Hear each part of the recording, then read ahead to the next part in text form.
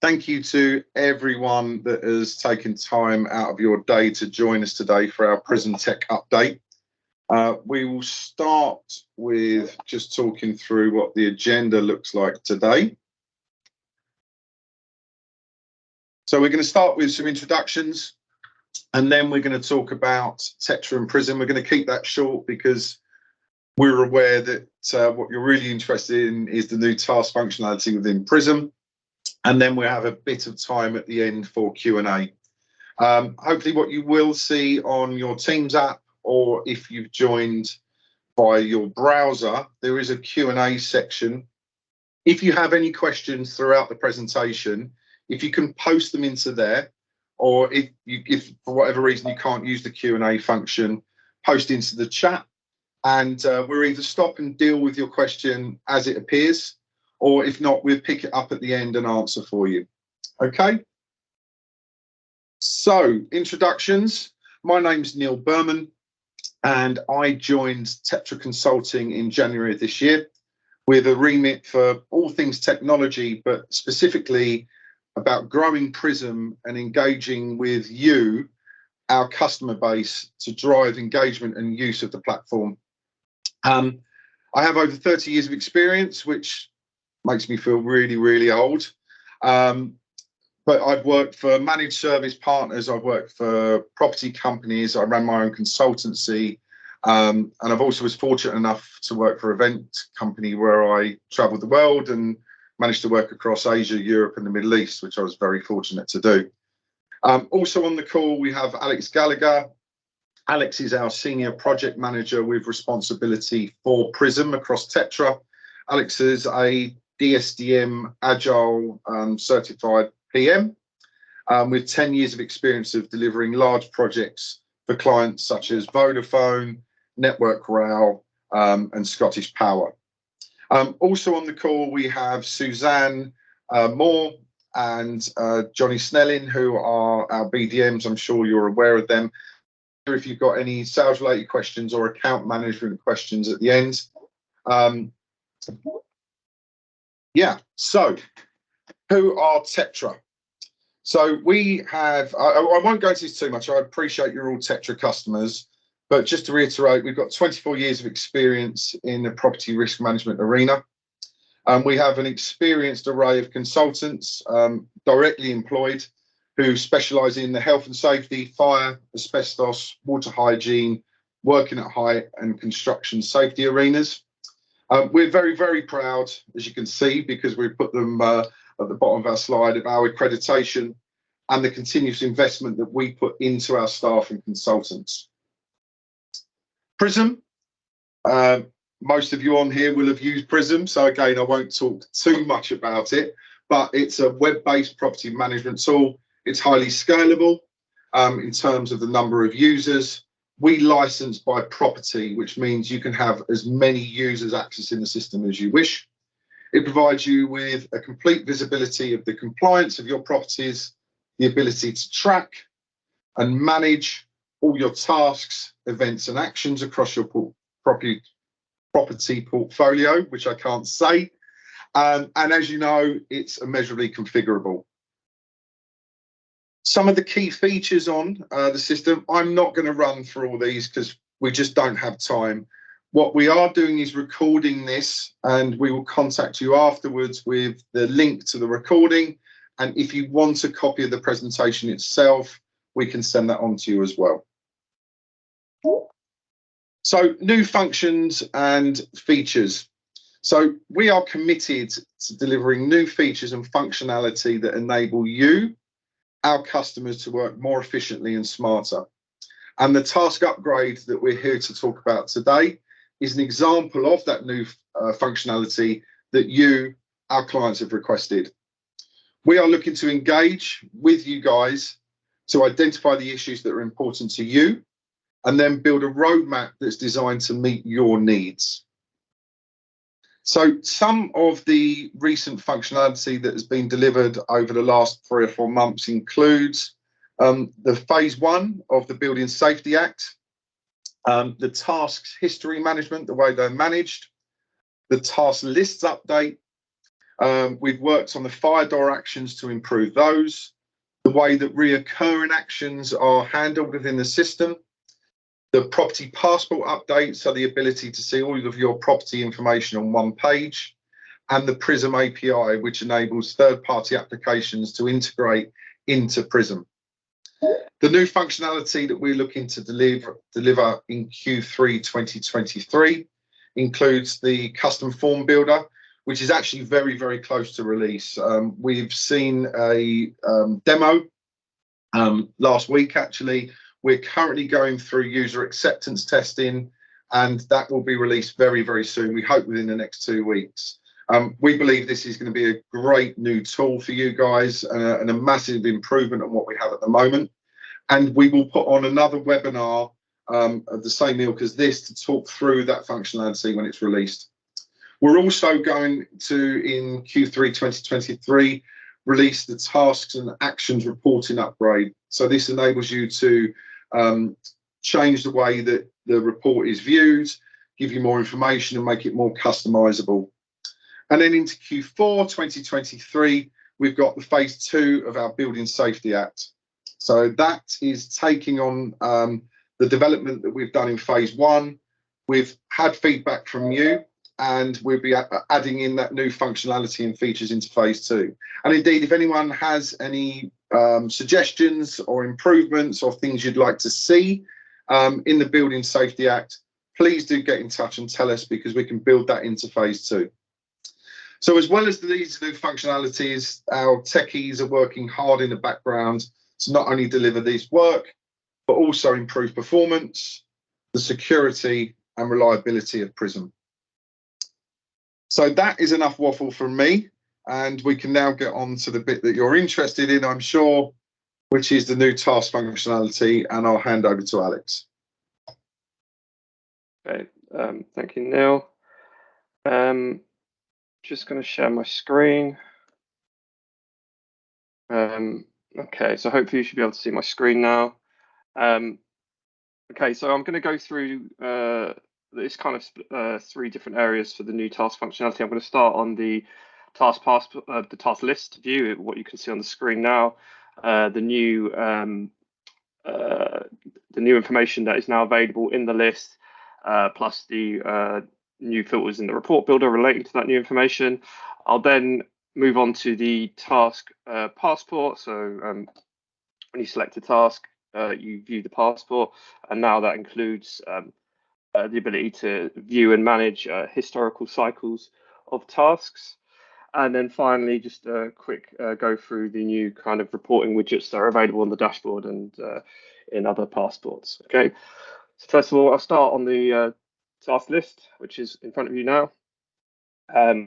So what you see at the moment is kind of the information that's always been available, but we now have new fields we can bring into this that will help you, do your day-to-day job and with your reporting and stuff. So to do that, you should know that if you select the cog button, you can customize your list view. You can bring fields in or out by selecting the checkboxes, and you can change the order of how the fields are displayed in your list by using the arrow buttons. So the first new field is the new due status column. So I'll bring that in. It basically should be a nice, easy way for you to determine the state of the most recent task cycle. So you can see here that there are 4 options. One of them is not displayed on the screen. There's overdue, obviously red. Due, which means overdue is obviously you've missed the deadline for your task. Your due date's going to be in the past. Then you've got due, which means your task is your task due date is upcoming, and you obviously should complete the task imminently. And then you have not due, which means the task is the current cycle of the task is not currently due, so you probably don't need to do anything at that time. We also have another status called no due date. Essentially, that means there is no due date for the task, normally due to an incorrect setup, and you should probably enter a due date imminently to make sure that task is set up correctly. Okay, so that's the due status column. We also now have a last completion date. field. So you can see here, I've just brought it in here. So this just displays it's the date of when the task was last completed. Okay, so if it's blank, it means it's never previously been completed. You can select the column to change the order. So you can either go from most in the past to most recent, or vice versa. And it's just I suppose a good way for you to see instantly, how long ago the task was last completed. Another new column we have is our compliant field. So this is a simple yes or no. If it's no, it's displayed in red. That just shows the current status of the task compliance. So if it's if it's currently in a good state, or no if it's not. So you can easily see here that most of the tasks aren't compliant. This is on our staging server, and it's our PRISM demo client, so it's the information is not really kept that up to date. So hopefully you should have less no's than that. But you can have a various different combinations of compliance. You can actually have some tasks in some rare cases that are not due but not compliant. If I show you here, you can see the latest cycle has been generated in the future, so that is not due. However, 2 previous were missed. Okay, so therefore it's not compliant because you have 2 consecutive cycles that were missed. Okay. Another new field we have is the days overdue. So this shows you how many consecutive days overdue there were since the last due date. So for example, if I can see here, the top one's 167 days overdue. You can see it was due. There was only 1 cycle for it. It was should have been done on the 29th of March. It hasn't been done, and therefore we're 167 days overdue. Now, this will display. So if I go, you can see here it will display across cycles. So for in this example, we're 710 days overdue because we're overdue from this date here, or the day after this day here. So that's 710 days.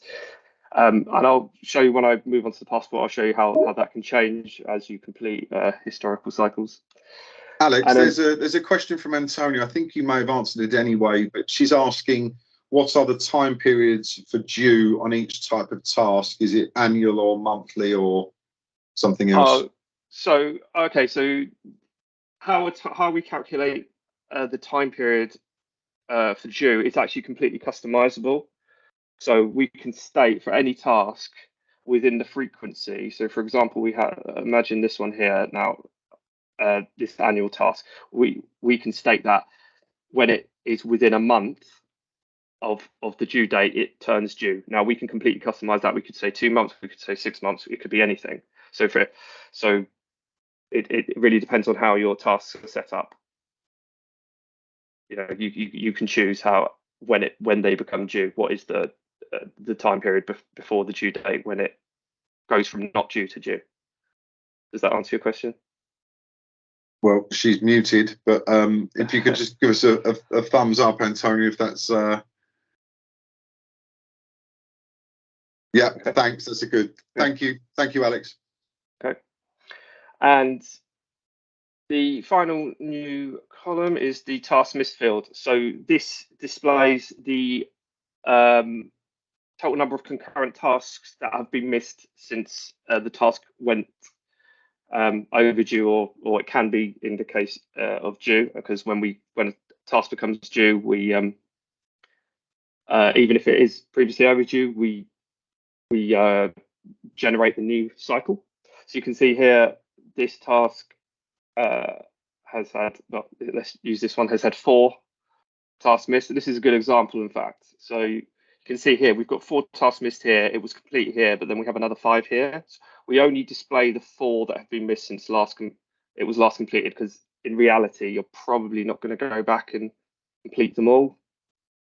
So we only want to show you kind of the chain of missed cycles since it was last completed, because we feel like that information is a lot more useful than just if we displayed here 9 in total. The reality is you're probably never going to go back and complete every single missed cycle. So that's the task missed field. Again, you can change the order of these fields by clicking on them so you can display as one. They're all included in the export to Excel button. So when you press that, this information will be included. And then in the report builder, we have all the new filters for it. So for task due status, I can select, I want to see my due ones, I want to see my overdue ones, I want to see my not due ones, which are upcoming. So we can view it like that. Then we have the compliant filter, simple yes or no, that we're able to select. Last completion date, we can select a single date, or we can select a date range of from to. So you can say, show me all the tasks that were last completed in August, for example, and the list will display that information for you. Days overdue, we have the filter. You can either have equals to, more than, or less than. I think more than is probably the most useful one here. So you can say, show me all tasks that are more than, I don't know, 20 days overdue, and they will display there. And then for tasks missed, the same thing. We have an equals to, more than, or less than field here, and you can view however you want in the list by using this filter. Okay, so that's the task list. Okay, moving on to the task passport. I'm just going to select a task. I'll select this one. So we have a new design to the task passport. So at the top you have your property. You're able to select the property and view the passport for that property by selecting that link. We have the name of the task, which is pat testing, and then the frequency of the task. So it's an annual task. It needs to be done every year. We have the assigned to field. So at the moment it says unassigned. In reality, the task by default is assigned to your key contacts. We're actually going to change unassigned to say key contact, but what this does give you the ability to is to assign the task to someone outside of these people. So maybe a contractor, or I don't know, someone who's sometimes not maybe involved in the day-to-day, but needs to be temporarily. Then you have all the information here. So you've got your key contacts, if the task is statutory or not, what group the task is classified under, the area of compliance it falls under is the compliant field, and then your tasks missed. You can see here we have 2 tasks missed, which are these 2. Then we have your previous task and current task box. So your previous task box can either be red or green. So if it's red, it means it's missed. You can see here. If it's green, it means it was completed. And your current task box can either be red if it's overdue. It can be yellow in this case because it's due. You can see what's happened is this task has been missed. This task is now nearly due, so we generate it when it's within its due cycle, so that, because we're getting close to this one, you might decide, okay, I've missed that one. I'm not going to complete that one now. I'm just going to complete this one now to make it compliant. So we give you that option. And if it's blue, it means it's not due. So we don't display it green because we kind of associate green with being complete. Blue means it's upcoming and it will need to be due, and it will go yellow soon. It will go yellow eventually to become due. Okay, so we can manage the tasks from here. So, and then you've got these tabs here. So the main new tab here is the task history. This will display your previous cycles of the task. We didn't have this available in the last version before we apply this update. So what you can do now is you can go back and, for example, you could say, for the task that has due date 1st of the 10th, 21, I did actually complete that task. I just didn't update PRISM. Now, before you wouldn't be able to do anything to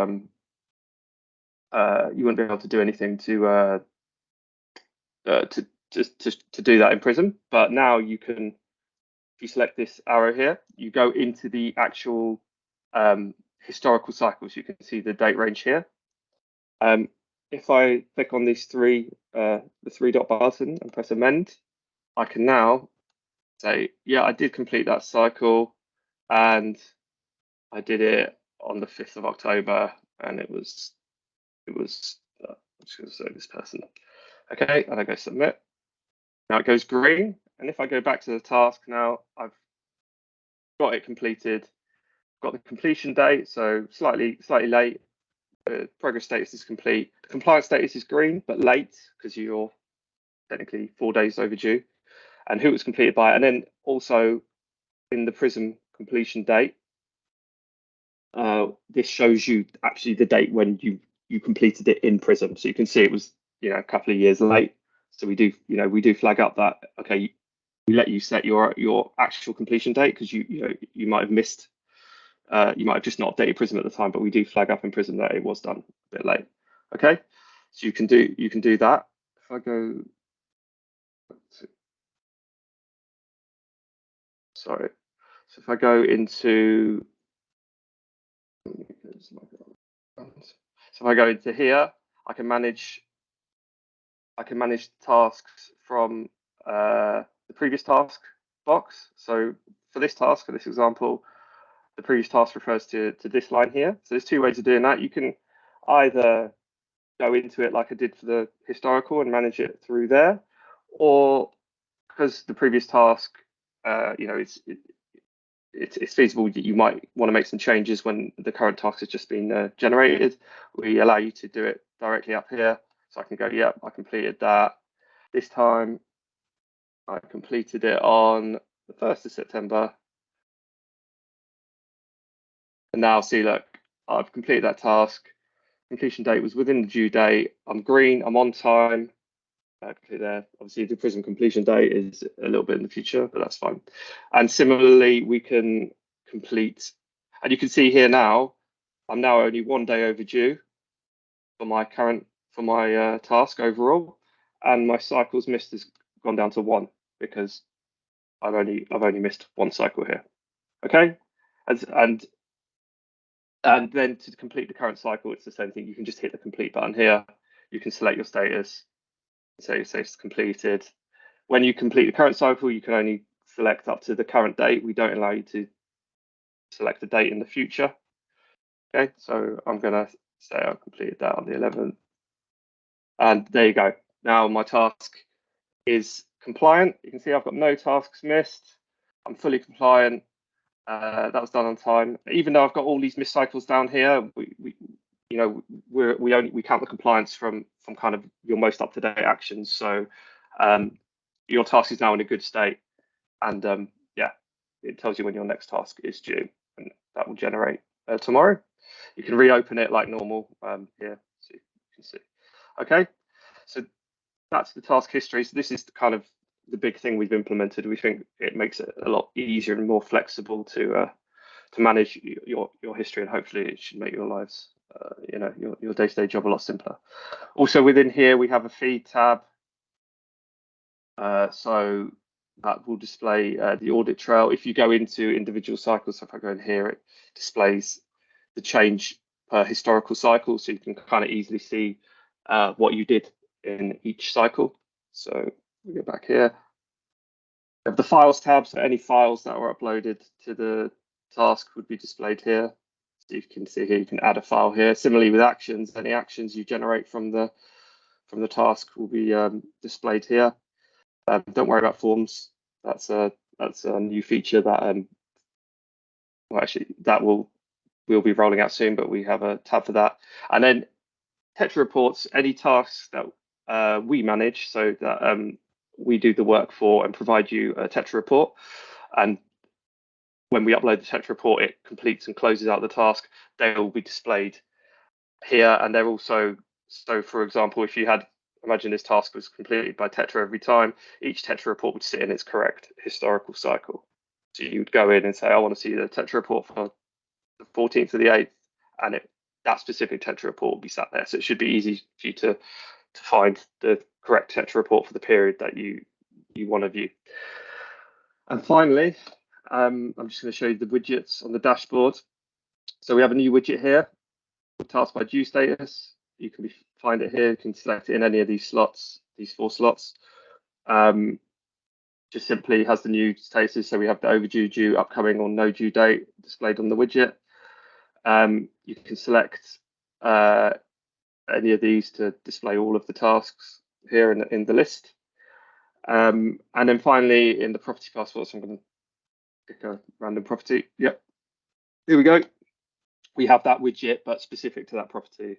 So this property has 7 tasks total, 3 overdue, 3 due, 1 that's not due, it's not coming, and there's no 0 with no due date. So they're all set up correctly in terms of the due date. And yeah, that's it. So yeah, so I suppose we can field any questions. And if anyone has any feedback to this, we're always looking to improve, every area of PRISM, and, any feedback that you guys have that helps us do that would be appreciated. You stole my thunder, Alex. Thank you for that. I was just about to say the same thing. So if there are any questions, you can either post them in the QA or the chat now. If there aren't, but you think of something that you want to ask us, or you need demoing, or if you've got a really good idea for the system that you'd like us to consider, then please do reach out to us. If I roll this slide on, our email addresses are here. Not the best. I did this, not our marketing department, so apologies to Deborah for that. But please do get in touch and ask us any questions that you have, or like I said, any feedback would be really good. Any questions coming in?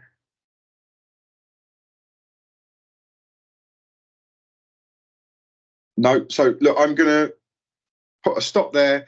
I'm going to thank you all for attending. We will be putting these on more as the new releases are coming out from PRISM.